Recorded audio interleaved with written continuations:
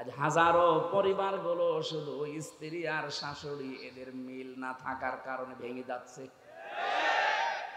মাঝখান থেকে ছেলেরা রোগী হয়ে যাচ্ছি আমরা। কি কথা বলেন না কেন? এই পুত্রবধূর মন যদি আমার মনে হয় ব্রড মাইন্ডের হতো, ন্যারো মাইন্ডের না হয়ে কোন সন্তান বাংলাদেশে আলাদা হতো না। বৃদ্ধাশ্রম বানানো হচ্ছে এখন জেলায় জেলায়। কালকেই যেখানে ছিলাম ঝিনাইদহ শৈলকুপায় একটা বৃদ্ধাশ্রম উদ্বোধন করে আসলাম। সেদিন গিয়েছিলাম নীলফামারী কিশোরগঞ্জ থানা, পরে চলেন বৃদ্ধাশ্রম দেখে আসি। যে দেখি এই কোলে 20 জন, এই কোলে 20 জন মা আর বাবা বসে আছে। এদের চোখের দিকে তাকিয়ে আমি বুঝেছি প্রতিটি সন্তান প্রতিটি মা বাবা ছেলে মেয়ের জন্য বরদোয়া দিচ্ছে। এই জন্য তো শুধু আমি সন্তান আমি দায়ী না, ওবায়দুল্লাহ এরশাদ দায়ী না। আমার এই মাকে বাবাকে বৃদ্ধাশ্রমে রাখা, আলাদা করে দেওয়া, এর পেছনে দায়ী 100 ভাগের 80 ভাগ আমার বউ। এক কথা বলে না কেন? ওর যেন সহ্যই হতে চায় না, অথচ নিজের মা বাবা যদি সারা জীবন থাকে একটা কথাও বলে না। কেন স্বামীর মা বাবাকে নিজের মা বাবার মতো মনে করা যায় না? মেয়েরা এসেছে, সম্মানিতা মা বোনের একটা গোপন আমল বলছি। জীবনে যদি স্বামীর মন পেতে চান, সত্যিকারের ভালোবাসা পেতে চান, স্বামীর মা বাবাকে নিজের মা বাবা মনে করেন। তো নিজের জীবনেও স্বামীর মন পাবেন না। উপরে উপরে হয়তো আপনাকে ভালোবাসা দেখাবে, আর ভেতরে ভেতরে দোয়া করবে আল্লাহ এর তুলে নেও।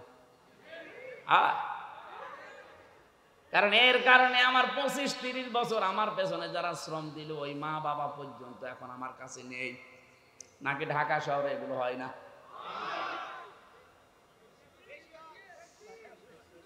ঢাকাবাসী কোন মহিলা, কোন স্ত্রী যদি চায় যে আমার স্বামী আরো বেশি দিন বেঁচে থাক, আমার স্বামীর সম্মান, আমার স্বামীর সন্তান, আমার স্বামীর প্রভাব প্রতিপত্তি, টাকা পয়সা এগুলো আরো বেড়ে যাক, নবীজি বলেন ওই মহিলার উচিত তার স্বামীকে সব সময় তাকিদ দেওয়া, স্বামী তুমি যাই করো না কেন রক্তের সম্পর্কগুলো অটুট করো।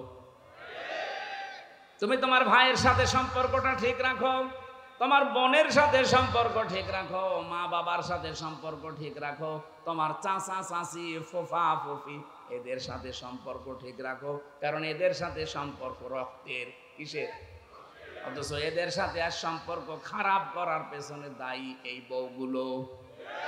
আরে বউগুলোকে পিন দেয়, ঔষধ দেয় ওই বোর মার, ওর বড় বোন, ওখান থেকে শুধু ঔষধ পাঠায়, ওই আর কতদিন থাকবি, আলাদা হয়ে যা। আমার মনে হয় ঢাকাতে এরকম কিছু হচ্ছে, এই জন্য এত আওয়াজ দিচ্ছে। কার কার বউ এরকম ছোট মনের, একটু হাত তোলেন তো। না আছে, এই যে কোন জাহান্নামে আছে আপনি টের পাচ্ছেন না, আমি টের পেয়েছি। এটা ক্যামেরাটা একটু ওইদিকে ঘোরাও, ওরে তামাম দুনিয়ায় দেখাক যে আল্লাহর ওলি একটা পাওয়া গেছে। না ভাই, খুব ঝামেলা আছে। এতদিন পর্যন্ত মেয়ে লোক ক্ষমতায় ছিল, এই জন্য নারী নির্যাতনের আইন খুব কড়াকড়ি। চাচা এরশাদ একবার গিয়েছিল, কিন্তু পুরুষ নির্যাতনের আইন ও ছাতাছিলি করেনি। ও যদি একটু শক্ত আইন করে যেত তো পুরুষ নির্যাতনেরও আইন আছে। এই পারিবারিক এই সমস্যার কারণে কত সন্তান পর্যন্ত তার বাবার নামে দেখলাম মামলা দিয়েছে। কে ভাই আপনাকে মামলা দিয়েছে? কে বলে আমি আমার ছেলে, ওর মাকে নাকি আমি মেরে ফেলেছিলাম। বলেন নাউজুবিল্লাহ। এটা শুধু পারিবারিক জীবন গেল, সামাজিক আছে, রাজনৈতিক আছে, আন্তর্জাতিক কিছু নিয়ম আছে। আমরা যেন সতর্ক থাকি। যদি কোনো কারণে কোনো অপরাধের সাথে জড়িয়ে, আবেগে হোক কারো নির্দেশে হোক, একবার যদি আপনি চলে যান, শাস্তি পেয়ে যান, তখন ওই নেতাকে আর খুঁজে পাবেন না। আমার ভাইরা, আমি যেটা বোঝাতে চাচ্ছিলাম, তাহলে আমাদেরকে আজকে থেকে জুলুম, এখান থেকে একেবারে পুরা জীবন মুক্ত হওয়া লাগবে। নাই তো আমি কিন্তু আল্লাহ মামলার আসামি হয়ে যাচ্ছি। পুলিশের কাছে বাধা দিলে হয় পুলিশ বাদী কেস, আর মানুষের উপরে জুলুম করলে হয় আল্লাহবাদী কেস। মানুষের উপরে জুলুম করলে কেস করবে কে? আপনি লক্ষ্য করেছেন শব্দটা? আল্লাহ বলেন আমি নিজে মামলা দেব। মামলার বাদী যত বড় হয় মামলা তত কঠিন হয়। আমাদের নামে মামলা দিয়েছিল রাষ্ট্র।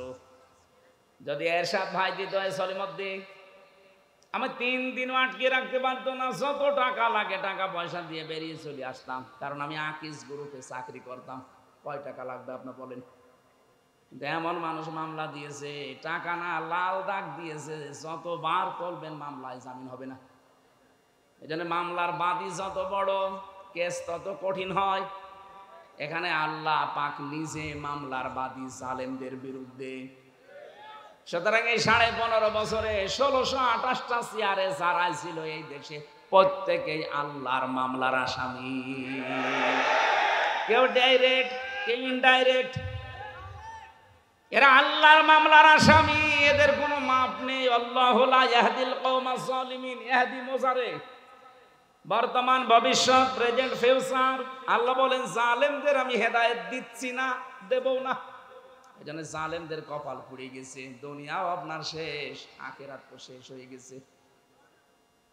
জালেমদের চোখের দিকে মুখের দিকে এখন তাকালে দেখবেন শুধু চিন্তা, চিন্তা আর চিন্তার ছাপ।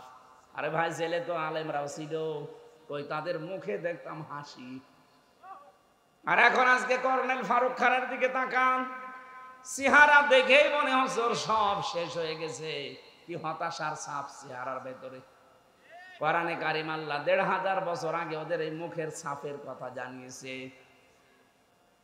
আল্লাহ পাক বলেন সূরা আনামের 44 নম্বর আয়াতের মাঝের অংশে এটা আছে, হাত্তা ইযা ফারিহু বিমা উতু আখাযনাহুম বাগতাতান ফাইদাহুম মুবলিসুন। ওরা যখন আল্লাহর দানকৃত নিয়ামত পেয়ে আনন্দে আত্মহারা হয়েছিল, হঠাৎ করে আমি আল্লাহ তাদেরকে ধরলাম। এদেরকে ধরেছে কে? ছাত্র জনতা মিলে শুধু ধরে নাই, আল্লাহ বলেন আমি ধরেছি ওদেরকে। ফাইদাহুম মুবলিসুন, ওরা হতাশ হয়ে গেছে, ওরা নিরাশ হয়ে পড়েছে। ওদের চেহারার দিকে আপনি তাকিয়ে দেখবেন যত রকমের চিন্তার ছাপ এই চেহারার ভেতরে ফুটে উঠেছে। ইন্নামা নুমলি লাহুম লিয়াজদাদু ইসমা ওয়া লাহুম আযাবুম মুহিন। মানুষের পাপ যখন পরিপূর্ণ হয়ে যায় তখন আল্লাহ তাদেরকে অপমানজনক শাস্তি দেয়। পাশের রাষ্ট্র আমাদের প্রতিবেশী, ওদের সাথে যাদের যাদের বর্ডার আছে তারা প্রত্যেকটা বর্ডারে মার খায়। পাকিস্তান বর্ডারে মার খায়, চীনের বর্ডারে মার খায়, মায়ানমারের বর্ডারে মার খায়, নেপালের বর্ডারে মার খায়। আর যত মার আমাদের দেয়, ওরা মার খেয়ে শেষ করে না। দেখবেন পাকিস্তানে আর চীনের কাছে মার খেলে ওরা বলিউডে সিনেমা তৈরি করে। ওইটা দিয়ে ওরা সিনেমা বানায়। সিনেমার নায়ক দেখেছেন? আল্লু অর্জুন, রামচরণ, প্রভাস, এদেরকে দিয়ে সিনেমা বানায় আর ওটা আবার হিট করায়। আর এইটা দিয়ে আমাদেরকে টাকা পয়সা যা উপায় হয় ওইটা দিয়ে আমাদের মারে। ওরা মায়ের খায় পাকিস্তানের বর্ডারে, চীনের বর্ডারে, মায়ানমারের বর্ডারে। আর মারে কাদের বলেন? নিরাপত্তা দেওয়ার জন্য এবার কি লাগবে বলে বলেন? এই তো কাবা শরীফ না তোমার এই বাংলাদেশ, 6500 কিলোমিটার দূর। তাহলে এইটাকে যদি নিরাপত্তা দিয়ে ঢেকে রাখতে চাও কি করা লাগবে? এবার আসেন আমি বলছি সূরা আনআম 7 নাম্বার পারা 17 নাম্বার পৃষ্ঠা, প্রথম নাম্বার লাইনের 82 নাম্বার আয়াতের প্রথম অংশে আছে। আধুনিক যে তাফসীর আছে সব মিলাবেন, এটা পাবেন। আল্লাযীনা আমানু ওয়া লাম ইয়ালবিসু ঈমানাহুম বিযুলমিন উলাইকা লাহুমুল আমনু ওয়া হুম মুহতাদুন। আল্লাহ পাক বলেন যারা ঈমান আনবে আর ঈমানের সাথে যারা জুলুম মিশ্রণ করবে না। এখানে জুলুম মানে শিরিক। জুলুম মানে কি? যারা তাদের ঈমানের সাথে শিরিক মিশ্রণ করবে না, আমি আল্লাহ গ্যারান্টি দিলাম উলাইকা, যেন এইভাবে হাত দিয়ে দেখাচ্ছে বাংলাদেশের দিকে যে উলাইকা, এই মানুষগুলো লাহুমুল আমনু, এরা আল্লাহর কাছ থেকে নিরাপত্তা পাওয়ার হকদার। তাহলে বাংলাদেশ যদি নিরাপত্তার চাদরে কাবা শরীফের মতো ঢেকে রাখতে চান, এ দেশ থেকে জুলুম শিরিক বন্ধ হওয়া লাগবে।